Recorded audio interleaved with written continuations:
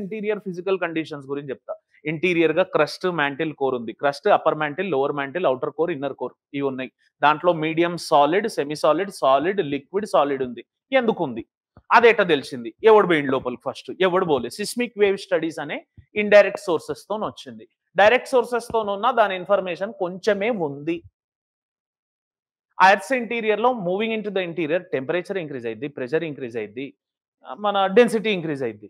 ఎందుకు? లాజిక్. అది ఇంక్రీజ్ అవ్వడం వల్ల ఏం జరుగుతుంది? ఇందాక చెప్పే కదా, ప్రెషర్ డిఫరెన్సెస్ వల్ల కన్వెక్షనల్ కరెంట్స్ జనరేట్ అవుతున్నాయి, మనకి మ్యాగ్మా జనరేట్ అవుతుందని.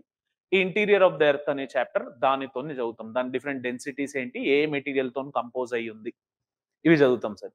ఇది జనరల్ గా జిఎస్ లో ఫస్ట్ టాపిక్ మీరు చదివేదే. కాకపోతే ఇక్కడ కొంచెం అడ్వాన్స్డ్ లెవెల్ గా ఒక 4-5 పాయింట్లు ఎక్కువ నేర్చుకోవడం జరుగుతుంది జిఎస్ కన్నా కూడా. ఇది ఓకేనా? ఇది అర్థమైందా?